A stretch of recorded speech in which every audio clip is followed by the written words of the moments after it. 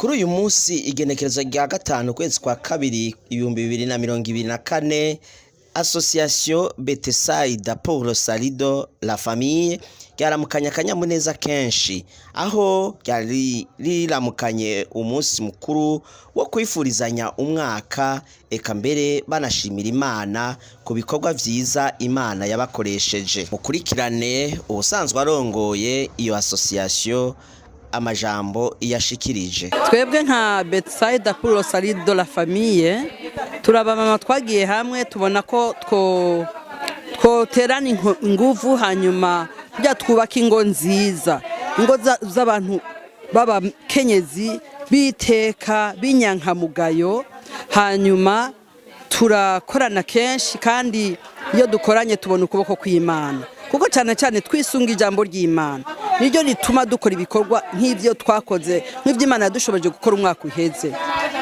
Rero uyu mwaka twari ko turashima Imana twifurizanya umwaka mwiza, dushima Imana ku bikorwa bihambaye Imana yadushoboje gukora.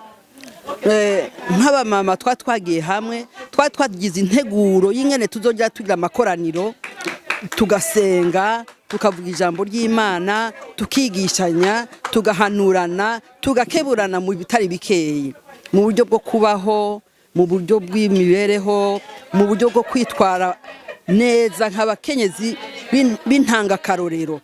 Ibyo byose rero Imana yaradufashije, ibikorane byose twateguye byose Imana yadufashije, nta na kimwe cyasibye, igikorwa cyose twateguye cyarakoretse. Hanyuma twebwe yo umwaka ugira uhere turakora igikorwa c'ineza.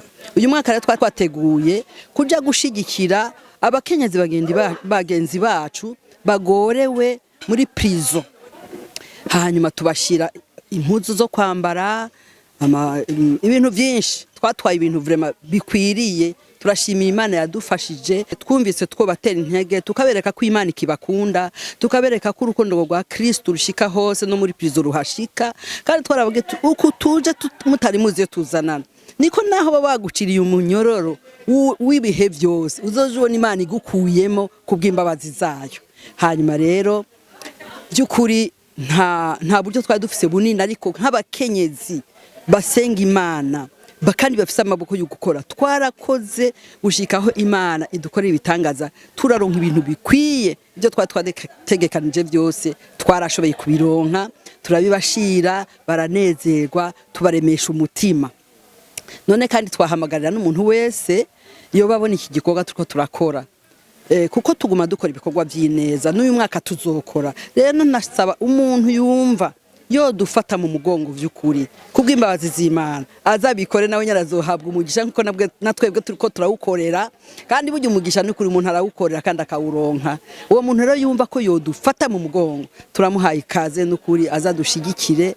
Ego twebwe twitwa Bethsaida pour le salut de la famille, twifuza ko ingo zikomera zikaba neza, abagore n'abagabo bakubaka ingo zirama, abana bacu bakamera neza, mbere no mu kibano bikamera neza, no mu gihugu cyose. Yesu aguhezagire. Uyu munsi mukuru wagiye kurangira mu kanyamuneza, aho usanzwe arongoye iyo association yasavye bamwe n'abandi kugira ngo bayishigikire kugira umugambi canke ihangiro bihaye barishikeko.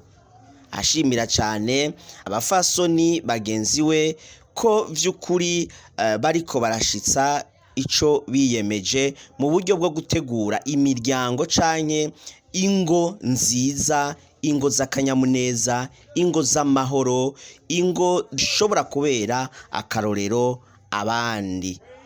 Uwo munsi mukuru rero wagiye kurangira mu kanyamuneza aho baciye basangirira hamwe. Imana ibahezagire.